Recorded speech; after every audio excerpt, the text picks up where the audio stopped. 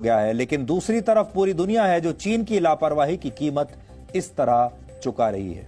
और बात सिर्फ जिंदगियों की नहीं है, कोरोना वायरस की वजह से पूरी दुनिया की अर्थव्यवस्था लड़खड़ा रही है। यानी जब यह संकट खत्म होगा उसके बाद एक और संकट की शुरुआत होगी और वो होगा आर्थिक संकट, क्योंकि करोड़ों लोगों की नौकरियां जा चुकी होंगी, करोड़ों लोगों की जेबें तब तक कट चुकी होंगी और करोड़ों लोग इस दुनिया में ऐसे होंगे जो कई वर्ष पीछे चले जाएंगे।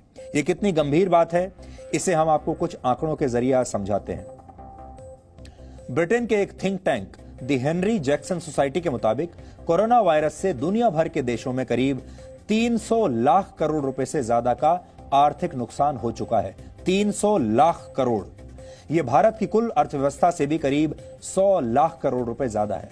Organisation for economic cooperation and development ने आशंका जताई है कि इस महामारी की वजह से वर्ष 2020 में दुनिया की जीडीपी की विकास दर सिर्फ 1.5% तक रह जाएगी, जबकि कोरोना वायरस फैलने से पहले इसकी करीब 3% रहने का अनुमान था। यानी अब दुनिया की अर्थव्यवस्थाएं अपनी आधी रफ्तार से ही आगे बढ़ेंगी, उनका विकास दर आधा रह जाएगा।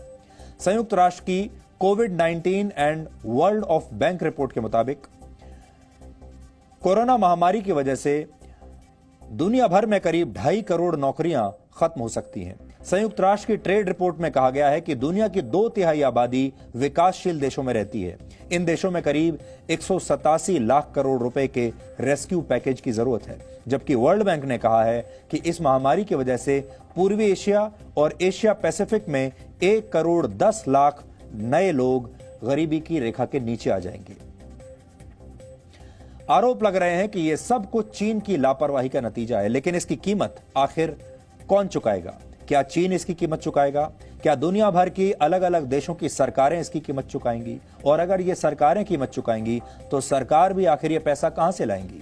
सरकार ये सारा पैसा टैक्स पेयर से ही लेंगी, और टैक्स पेयर कौन है? आप और हम।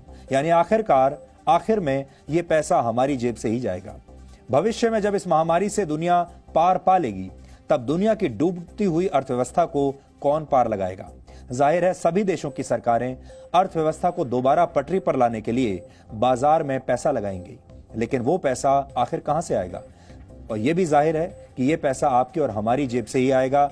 और ये कोरोना टैक्स कैसे धीरे धीरे करके आपसे वसूला जाएगा, आपको शायद पता भी नहीं चलेगा। इसे आप कोरोना टैक्स का नाम दे सकते हैं। तो अब आप खुद सोचिए कि क्या ऐसा होना चाहिए? क्या चीन से